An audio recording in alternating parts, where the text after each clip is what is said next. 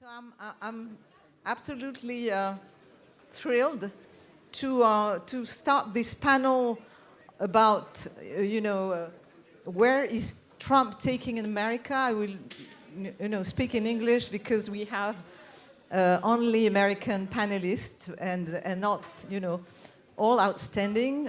We do have.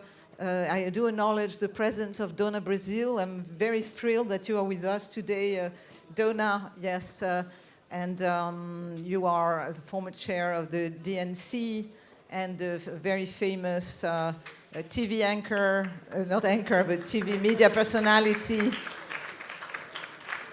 So thank you for being with us. I also have on my left our very good friend, Dana White, who is a friend of the conversation and sits on the steering committee. She was former spokeswoman to the Pentagon under Trump 1, and in this situation can give us some very precious insights about Trump psychology and the decision-making process inside the Trump administration. And I'm very, very glad also that we have with us Christopher Caldwell, who is a very famous journalist and essayist who has written numerous books and articles about the US politics, but also about Europe. So thank you, Christopher, to be with us. And not last but not least, I do think we are online with Josh Mitchell. Is that the case, yes. Corinne? Yes. Oh, hello, Josh. Hello. Hi, how are you? So welcome to the conversations. You are one of the, actually, I would say, yes, co-founders of the conversations. You've been with us the whole way. And you are a professor of political theory at Georgetown University. And you've written very important books about to explain the crisis of America and especially American Awakening is your last book. So yes, thank you. I'm gonna start since we don't have a lot of time, and I have until 3:30. I'm gonna ask a question to each of you, but one question will be treated by one of the panelists, and there will be a reaction on what they say by the other panelist, a quick one, because we do not have a lot of time. So I would like to start, this discussion about where is Trump taking America from a discussion about the roots of Trump. Why Trump has been able to do such a spectacular comeback in 2025. This is a deep question. Why did he win? What was it that the elite missed, failed to do? So that America elected such a scandalous and counter candidate twice. What are the underlying political and ideological drivers of this persistent success? Should we see it as a counter-revolution aiming at correcting the excesses of globalization and wokeism, or is the Trump revolution something else? Which is going to change totally the American project. Chris, I give you the floor to deal with this question in 5 minutes. Well, thank you, Laura. How are you hearing me? All right?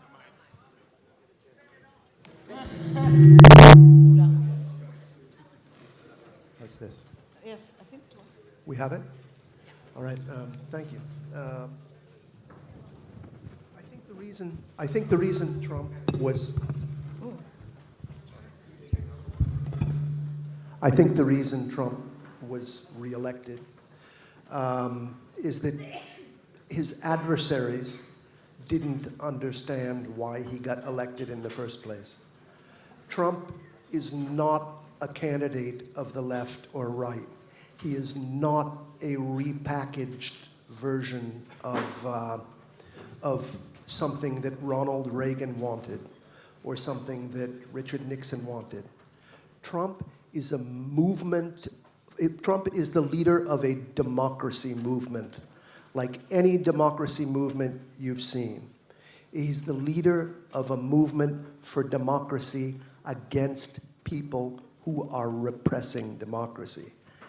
And that may sound really bizarre in France, but if you understand how that happened, or what the particular menace to democracy in the United States is, to which Donald Trump is a response, I think that a lot about his presidency will become clearer.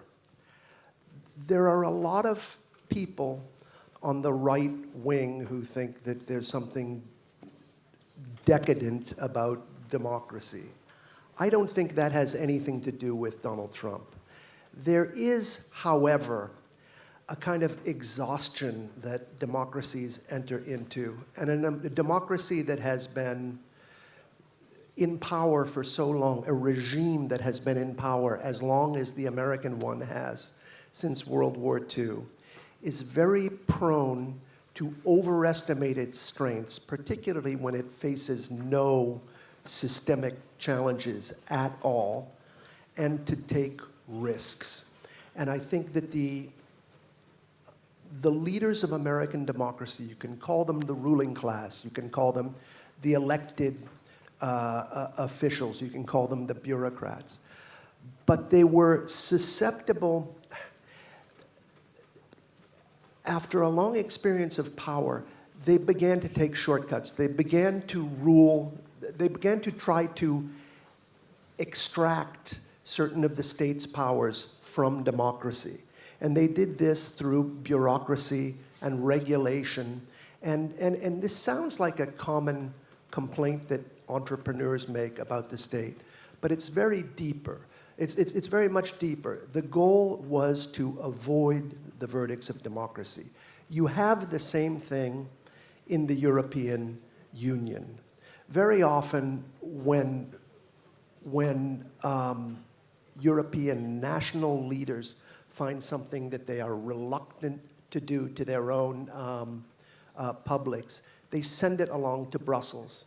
In the United States, we have our main way of circumventing democracy was civil rights law.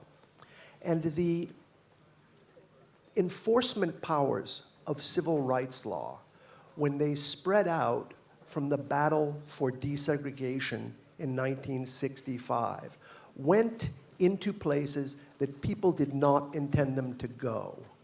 I think those laws were not meant to suppress speech in workplaces. They were not meant to change women's role in the family. They were not meant to make homosexuality more prominent in American life. And they were not meant to validate the idea that gender is optional. But they did all of those things without a vote from anyone. This is not the heart, these are not the only examples of what's going on, but I use it as an example of how people came to feel that their so-called democracy was being sort of hollowed out. Now, I could leave it at that, or I could just say a couple more words about how Trump is using this system now. I mean, I would say in the heart of the country, a lot of the people who voted for Trump had this very modest idea that they wanted back a kind of democracy that relied on votes and not on regulations and government fiats. And so what they assumed was that this world of regulation and a government based on lawsuits by which they were forced to say certain things and uphold certain opinions would be eliminated by Trump. But a very curious thing has happened in this second Trump presidency, which is Trump has not taken down the whole apparatus of civil rights law and enforcement. What he has done is he's recognized its power and turned it to his own purposes. So instead of suing Princeton for excluding women, Trump is suing Harvard for being anti-Semitic. And we can talk about the merits of his case. That's not really central. But we have a situation where he is using a system that he did not design to shut down people he perceives as his political opponents. So, you can say, opinions will differ on whether Harvard is anti-Semitic. I'm sure there are people who are anti-Semitic at Harvard, but that the institution is so anti-Semitic that it deserves to have its foreign students cut off or any of the disciplinary measures that the administration has recommended for it, I really don't think so. And so it's a good illustration. I think that Harvard is now being treated the way the bulk of Trump's voters feel they were treated during the time before Trump. And so I would say in general to the question of whether this is a rupture, it's kind of a rupture, but in a certain sense, it is a seizing of a very powerful extra-democratic state apparatus and the turning of it in a different direction. And that's what I think is going on now. Thank you for this explanation, which is, I think, will be maybe perceived as provocative. On my right, I don't know. I'm wondering, actually, Donna, how you react to this idea that the Trump phenomenon is a democratic insurgency against some kind of confiscation and hollowing out of the rules of democracy. Thank you. First of all, thank you so much. It's a great honor to be here. And when I told my family back in the beautiful, wonderful state of Louisiana, the amazing, awesome city of New Orleans, that I was coming here, they said, make sure you go to that site in Normandy where Uncle Book served. I am the first member of my family to return to northern France, and what a great honor it is to be here, representing my family.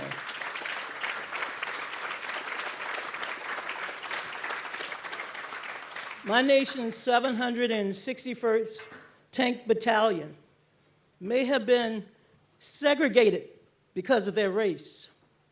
Perhaps because of their race, some thought they were inferior and could not fight the Germans. But once they had that opportunity to show the world and to show their native land that they were up to the task, they were more than prepared and trained to fight for democracy. They still returned home, although victorious, without their manhood or their womanhood, without the dignity of being called a citizen. And yet, they were willing to fight America's second Civil War, a war that was not as we thought or planned, but a war nevertheless that we believe would give America a new chapter, a new lease, a new beginning. I am the product of that second Civil War. I am the product of what America had to fight for and believe in, all of its citizens. And so when it comes to our current moment and where we find ourselves, it is indeed at a crossroad. Imagine if the same voters who gave Barack Hussein Obama their vote in 2008 would then turn around 8 years later and give it to Donald Trump. We can give ourselves many reasons of why the Trump movement sprung up, but at its core, it is a movement based on the rejection of being excluded from the American dream. I happen to have served as chaired the Democratic Party twice, so don't worry, I will never be in the line of succession again. Once was enough, and that was, during an easier time when Barack Obama was seeking re-election. The second time is when Hillary Clinton was on the ballot. And I can tell you, within the Democratic Party, and I do believe, although I'm not a Republican, although I can pretend to be one on TV if one of them failed to show up, I just wear red lipstick and a red jacket and I pretend I'm a Republican. But the truth is, if you think about what Americans, average, ordinary Americans have been going through, their frustration level at the two political parties is very, very high. So in 2008, we had a campaign featuring, by all accounts, a very well-educated, smart, a very knowledgeable, but also, for some Americans, someone thought, out of touch, and maybe a hoe, Hillary Clinton.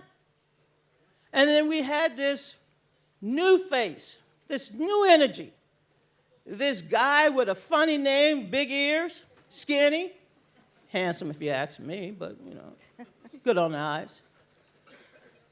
This young man representing the so-called non-establishment. Remember, he was anti-war. He was not for America's involvement. He wanted an end to America's involvement in Iraq and Afghanistan. Remember how he campaigned on hope and change. So we have within the Democratic Party a fight between the establishment elites, of which I am now called one, and the anti-establishment rogue, let's reinvent America, let's provide the American dream to everyone. I mean, how else can you explain that Barack Obama can win red states in 2008, but Hillary couldn't win them in 2016? In fact, she lost those red states, and there was a crack in the blue wall. How else can you explain that? It's not based on something from the John Birch Society or something from the 60s and civil rights. It's based on what Americans are feeling right now. The pain, the indignity, the suffering of not having enough, of working two jobs and not seeing themselves as part of the American dream. That is born of democracy. That is born of anger against the status quo. And if you overread what MAGA is, then you will miss this moment and understand that MAGA is not forever. It's a moment in history that we have to acknowledge, born from something that is painful. You see it here on this continent. People don't want to be rejected. They don't want to be on the outskirts of hope. They want to be in the circle of opportunity. And that's what MAGA represents.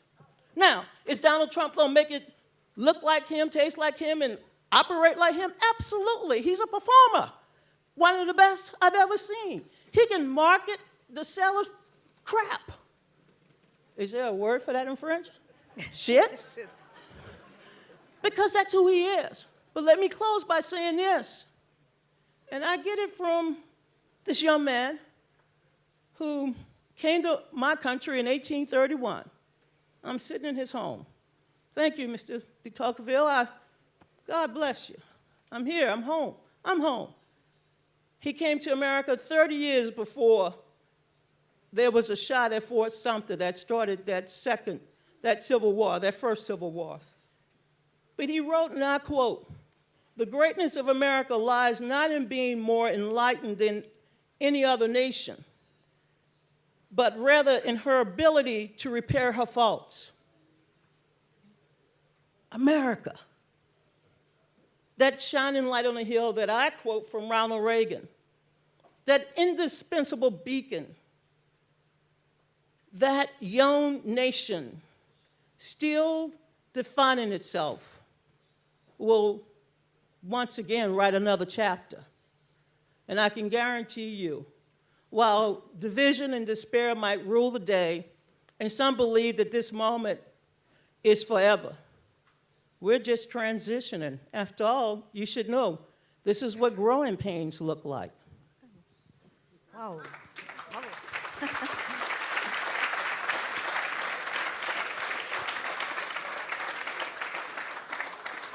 Well, Donna, thank you so much for this very emotional and at the same time, I would say, realist approach to the current moment. And I think there probably are people in the audience who are surprised by the way you're taking this, this issue.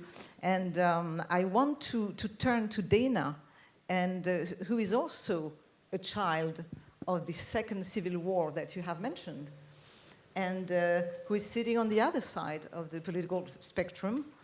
And I want to have her thoughts on what you just said, and more generally on this question of the roots of Trumpism. Well, first, thank you so much for inviting me, and thank you, Stephanie and Jean-Guillaume.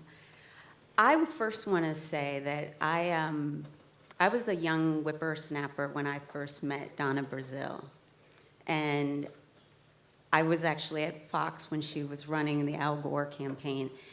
And I just want to say, as a Republican, dyed-in-the-wool Republican, thank you to Donna Brazile, because it's these voices that make America's conversation, which is what America is, a constant conversation, possible. And I'm just thrilled to be on a panel with her, having watched her and seen all the wonderful things she's done for our country and how she represents us. So thank you to Ms. Brazile. Thank you. So I'll be really quick with my answer. So number one, I would tell you, I associate myself with Donna's comments. Trump is by far, I call him producer in chief, because he is incredible at, frankly, kind of making the presidency a reality show. And what I would say in terms of his rise, it was really a rejection. I mean, I would love to say that the Republican brand at the moment is very high, but I wish it had to do with everything that is Republican, and it doesn't. It has to do with Trump. And Trump is a pragmatist. He does what's practical, and in the last 4 years, and I would say prior to 2016 as well, the Democratic Party has been going further and further to the left, to the point where I was just talking to a gentleman at lunch that I said last year that I thought Trump was going to win, because the Democratic Party is willing to die. It sort of created this bizarro world. That's what it felt like as a voter. Like, Democrats were, boys can be girls, girls can be boys. They can be in your locker room. They seem to care more about illegal migrants than they cared about citizens. They were spending money. I mean, it was just this constant conversation that, to me, felt bizarro world, because I said, look, you have citizens who are moving out of your states, California, New York. There's a problem. You have a problem when you pay this much attention to issues that have nothing to do with the lives of Americans, which were, eggs were expensive, inflation was up. There was just this malaise over the last 4 years. And Trump just simply said, boys are boys, girls are, he was just that simple. He was like, if you're illegal, you're gonna go. I'm gonna enforce the law. And people had this visceral reaction, or you led strikes in Iran. Bill Clinton dropped bombs in Sudan. Obama dropped, there have been over 150 military actions by a president that didn't notify Congress, to include Thomas Jefferson. So it's just this, I think he's a return to normal.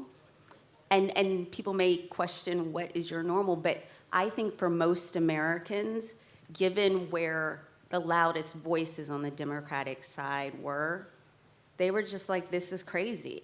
And you could see that by the number of young people who voted for Trump this time, the number of blacks who voted for Trump this time, Latinos who the Democratic Party kind of lost its voice, and I pray for more Democrats like Donna, because the Republican Party will go too far. I will testify. We will go too far. So we need a party to rub out the edges. That's what makes America great. We correct our problems by working together. We don't get anywhere if we don't do it together. And I think Trump is a return to the normal for many of us. Now, not to the normal as there's still not the bipartisan love that we would like to see, but I also think that has a lot to do with the Democratic Party's approach and tactics with respect to Trump. Thank you very much, Dana.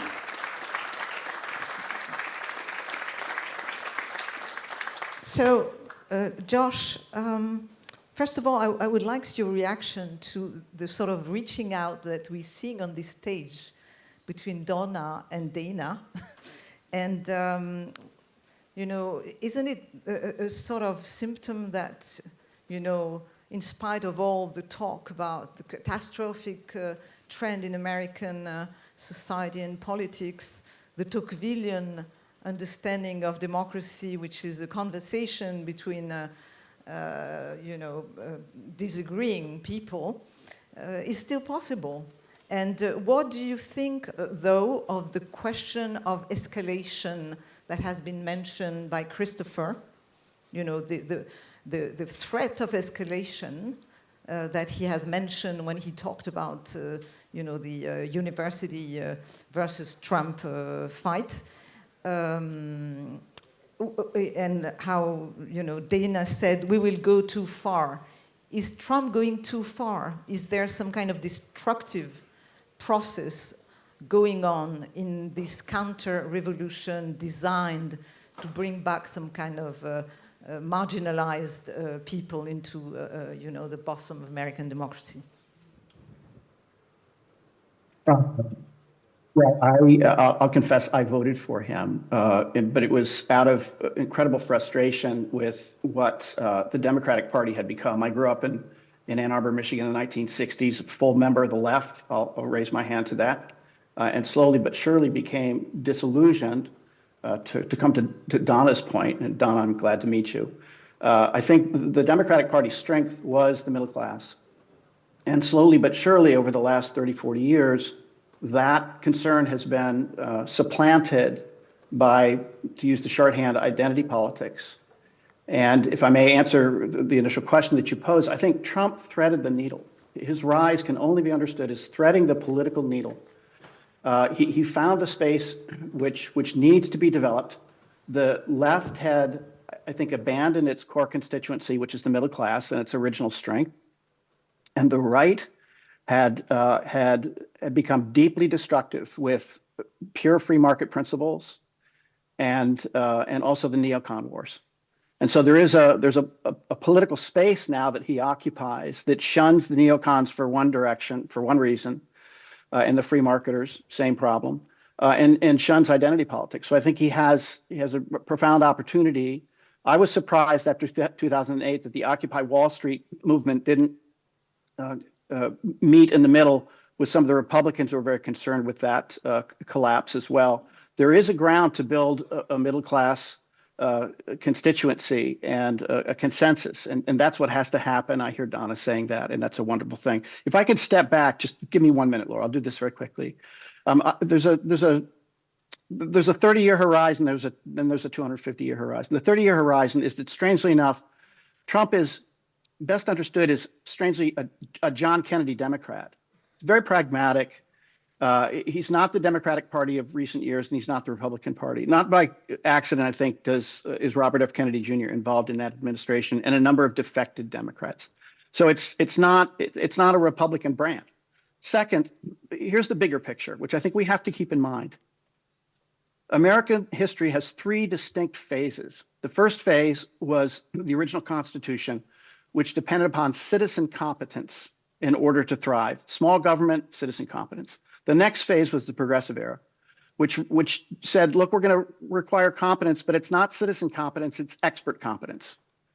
That's the progressive era. We have entered into a third phase in which elite institutions are not training for expert competence. They are training our young people to think in terms of innocent victimhood. And this does return to Chris Caldwell and what Harvard is doing. I've taught at Georgetown at 30 years, and I have watched this happen in my own university, and it's happened around the country.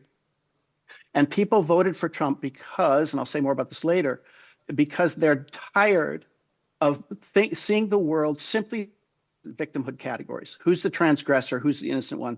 We are a middle-class commercial nation that has work to do, not names to call.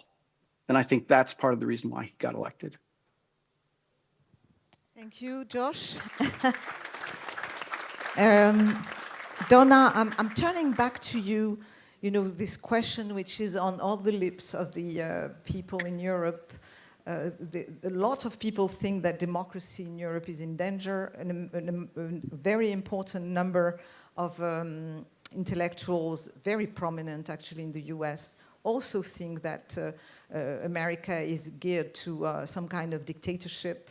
I wanted to know what you think about, you know, the trend. Are you what worries you, and do you believe that the Democratic Party is actually doing the soul searching that they do need to do to change, and maybe to sort of start the answer to Trumpism that will then move the Republican Party also back to some center?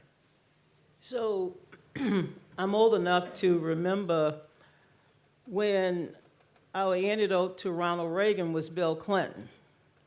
And then George W. Bush, it was Barack Obama.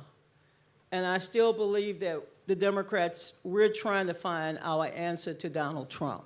I really do. Joe Biden, who I dearly love, I love him.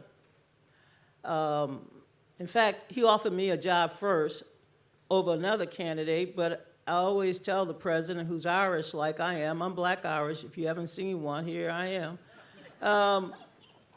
I'm old enough, I told Joe Biden, I said, sir, with all due respect, I would have worked for you, but you offered me less money.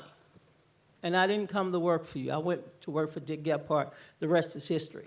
So we haven't figured out our answer to Donald Trump. The Democratic Party is still in a post-mortem. How many of you have ever conducted a political autopsy?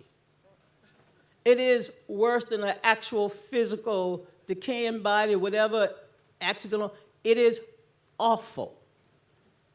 And we're still in the midst of trying to figure out how a candidate went from 2016 and went in X number of votes, 66 million, to Hillary's 63 million, to losing in 2020 with less votes, 73 million, to regaining the White House with 75 million. I mean, he keeps growing.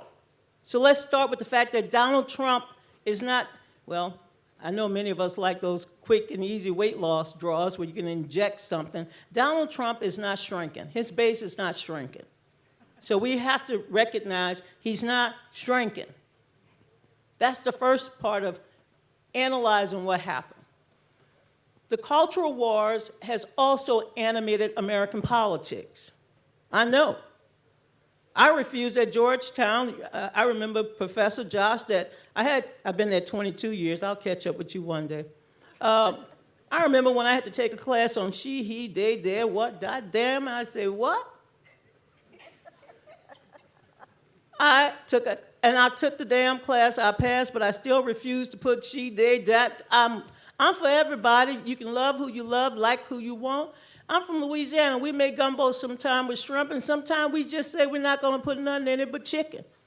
But Donna, So were you able to say it inside? I mean, were you able to publicly state that you really thought this was going too far? No. I'm not trying to have an early death. But I have said at times We cannot ignore the cultural trends that will set us back or the conversations that we're not a part of. First of all, I was one of the few that acknowledged that Donald Trump might win the Republican Party. Now, inside the Democratic Party, I'm like, hey, they got something going on over there. That's the energy. And everybody said, oh, Madam Chair, I hate that. I'm an organizer. He's in my neighborhood. He's knocking on doors that you don't see Republicans, let alone you don't see white people. Why are white people here? They were in Detroit. They were in Philadelphia. They were in Milwaukee. And they ignored it to their own peril. And then they started talking to young black people, young Hispanics, and I'm like, they ignored it. Then they started talking about the issues. Immigration. You don't have the jobs you have today, and the reason why your mom and dad is working 2 jobs is because those migrants, those immigrants are taking away your job. Oh, but they're demagogues, they're racist. I'm like, no. You got to address these issues. So I'll make this point. The Democrats will come back. We always do. I told you, I've been at 2. I've been at 2 big funerals, and I've been to a lot of weddings, a lot of anniversaries. Democrats will come back. 494 days from the day America could look totally different than what it looked like back in November. Because the American people ultimately will decide their future. They will ultimately decide what kind of country they will live in, where strongman rule or democracy thrives. And they know the pillars of democracy.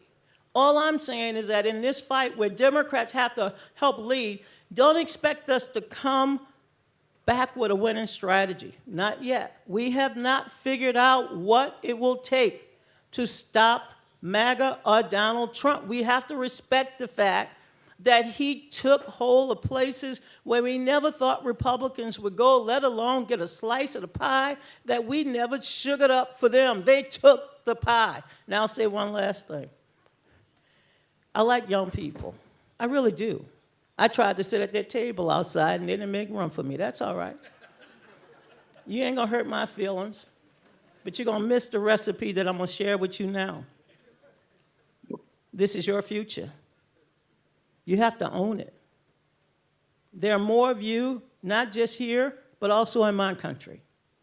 The future's unwritten.